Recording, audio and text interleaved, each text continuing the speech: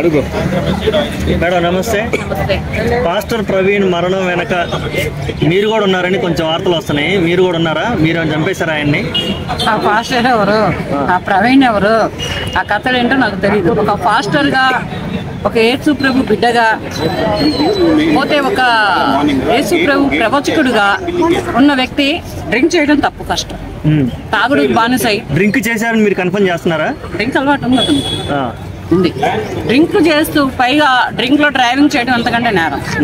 అంత ఓవర్ గా డ్రింక్ చేస్తూ ఇంత దూరంలో ఏదైనా ఒక కార్ లో వెళ్ళొచ్చు, లేకపోతే ఒక ట్రైన్ లో వెళ్ళొచ్చు. అంత ఫాస్ట్ అయ్యాడు కనుక ఒక ఫ్లైట్ లో వెళ్ళొచ్చు, ఎవరితోనైనా వెళ్ళొచ్చు. కానీ ఇతను సోలోగా డ్రైవ్ చేసుకుంటూ డ్రింక్ చేసుకుని వెళ్ళడం వల్లనే అతనికి యాక్సిడెంట్లు అయినాయి, అతని దుర్మరణం పాలయ్యాడు. యాక్సిడెంట్ కాదు, ఇది మర్డరే. చాలా మంది శక్తులు ఇతని వెంబడించి వేటాడి ఇతని మాస్కులు, ఇతని హెల్మెట్లు, ఇతని డ్రెస్సులు వేసుకొని డూపును పెట్టి చిత్రీకరించి ఇతన్ని చంపి ఆడ పడేశారు అంటున్నారు. అంత అవసరం ఎవరికి ఉందంట? సరే అలాగే అనుకుందాం. అంత పగస్సులు, అంత విరోధులు ఎవరున్నారంట? ఈయన చనిపోయిన తర్వాత ఈయన పేరు బయటకు వచ్చింది. అంతకు ముందు ఇతని పేరు ఎక్కడా రాలేదు. ఇతను ఎవరో ప్రజలకు తెలియదు. పాస్టర్ గా ఏమన్నా తెలిస్తే తన చర్చీల వరకు, తన ప్రవచకుల వరకు, తన ప్రేక్షకుల వరకు తెలుసు. కానీ ప్రపంచంలో పాస్టర్ ప్రవీణ్ అనే అతను ప్రపంచంలో ఎవరికి తెలియదు. తెలియనటువంటి వ్యక్తిని ఎవరు పనిగట్టుకునేలా చంపుతారంట? అసలు అతను చంపడం వల్ల ఎన్ని కోట్లు ఎవరికి వస్తాయంట? ఇక్కడ లాభం ఎవరికి ఉంది? ఇవన్నీ ఫేక్లు. ఏంటంటే అతనికి ఒకటి డ్రింక్ అలవాటు ఉంది. ఫస్ట్ అసలు దైవజనులకి డ్రింక్ అలవాటు ఉండదు, వాళ్ళు క్రైస్తవులు చెప్తున్నారు. క్రైస్తవులు చెబుతారు. వాళ్ళు సాయంత్రం నైట్లు వెళ్తే వాళ్ళ పనులు ఎలా ఉంటాయో చూడు. మొన్న నిత్యానంద చచ్చిపోయాడని కొత్తగా న్యూస్ వచ్చింది. ఇదేనా న్యూస్? ఫేక్ అంట. ఇది ఒకటి ఫేక్ అయింది. ఇలాగే ఎవరు చేశారనేది తర్వాత. పోతే పాస్టర్ అనేవాడికి ఒక చెడు అలవాటు ఉండకూడదు, ఒక అబద్ధం చెప్పకూడదు, ఒక బూతు మాట తిట్టకూడదు, ఒక చెడు తిరుగుళ్ళు ఉండకూడదు. ఈ పాస్టర్లు వీళ్ళందరూ చేసేదల్లా ఏంటంటే పొద్దున్నే లెగిస్తే ఫ్రెష్ గా స్నానం చేసి ఒక 100 మంది 150 మంది జనాల దగ్గరికి వెళ్ళి మైకులు పెట్టుకుని ప్రవచనాలు చెబుతారు, చేస్తారు, చంద్రాన్ని నేను అనట్లేదు. కానీ వీళ్ళు నైట్ అయితే ఏం చేస్తారనేది కూడా ప్రజలు తెలుసుకోవాలి.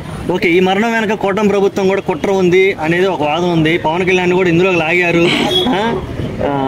కూటమి ప్రభుత్వం నెగ్లెక్ట్ చేస్తుంది, ఎప్పటివరకు పోస్ట్ మార్టం పెట్టకుండా కేసు నీరుగా అరుస్తుంది. ఇటువంటి చాలా ఉన్నాయి. దీనికి యాక్సిడెంట్ లో చచ్చిపోతే పోస్ట్ మార్టం ఏంది, కేసు ఏంది? యాక్సిడెంట్ లో తాగారు, డ్రైవింగ్ చేసుకుంటూ వెళ్ళారు, చచ్చిపోయారు. దానిట్లో ఇదొకటి. ఇంకోటి ఏంటంటే ఈ కూటమి ప్రభుత్వానికి అతని చావుకి ఎటువంటి సంబంధం లేదు. పవన్ కళ్యాణ్ గారికి అయితే అసలు సంబంధం లేదు. పవన్ కళ్యాణ్ గారు చేయాలి అంటే చాలా మంది ఉన్నారు, మహామహులు.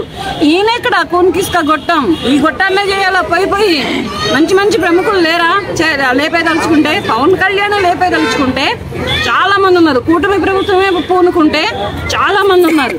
కానీ ఇక్కడ ఎవరు పేరు ఊరులేని ఒక పాస్టర్ ప్రవీణ్ చంపాల్సిన అవసరం వీళ్ళకి ఏంటి? ఇదంతా ఏంటంటే ఉట్టిగా పుకార్లు షికార్లు చేస్తున్నాయి, అంతేగాని ఆయన చావుకి, కూటమి ప్రభుత్వానికి, పవన్ కళ్యాణ్ గారికి, ప్రజలకి ఎటువంటి సంబంధం లేదు. అతను మెయిన్ డ్రింక్ చేయడం వల్లనే, డ్రైవింగ్ చేసుకుంటూ వెళ్ళడం వల్లనే యాక్సిడెంట్ లో చనిపోయారు. మరి ఇప్పటి వరకు పోస్ట్ మార్టం బయటికి రాకపోవడానికి కారణం ఏమై ఉంటుంది అనుకో? పోస్ట్ మార్టం ఇప్పుడు తొందరగా వచ్చిద్దా? 42 నెలలు టైం పట్టిద్ది. ఆ వంకాయ, ఈ గొంగూర, ఆ వంకాయ ఇవన్నీ తీసుకోవాలంటే అది మర్డర్ గానీ, నార్మల్ డెత్ కానీ, సూసైడ్ కానీ, ఏదైనా కానీ పోస్ట్ మార్టానికి అంటూ పోలీసుకి అంటూ డెడ్ బాడీ హ్యాండ్ ఓవర్ అయితే అది టైం పట్టిద్ది. ఎవడైనా డబ్బులు పెడితే తొందరగా బయటకు వచ్చింది. మరి ఆ డబ్బులు పెట్టి తెచ్చేవాడు ఎవడు? ఆ తొందరగా బయటికి తీసుకొచ్చేవాడు? అది యాక్సిడెంట్ లో పోయారంతే. యాక్సిడెంట్ లో పోయిందాన్ని పోస్ట్ మార్టంలో ఏమైనా వస్తుంది? గొంతు విసుగు చంపారని వస్తుందా? కత్తులతో నరికి చంపారని వస్తుందా?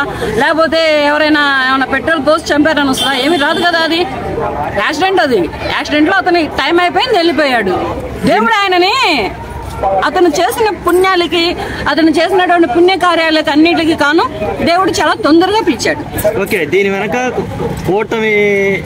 కూటమి ఉంది. అలాగే చాలా మంది హిందూ సంఘాలు కూడా ఉన్నాయని చెప్పి నమ్ముతున్నారు క్రైస్తవులు. వాళ్ళకి ఏం చెప్తారు? హిందూ సంఘాలకి కూటమి ప్రభుత్వానికి ఎటువంటి సంబంధం లేదు, ఎటువంటి సంబంధము లేదు. అతనికి అలా తాగి డ్రైవింగ్ చేయడం వలన అతను అలా చనిపోయారు అంతే. అంతేగాని దానికి దీనికి కూటమి ప్రభుత్వానికి, హిందూ సంఘాలకి, హిందూ ప్రజలు ఎందుకు చంపుతారయ్యా? హిందూ సంఘాలేంటి? అసలు హిందువులకి సంఘం ఏంటి?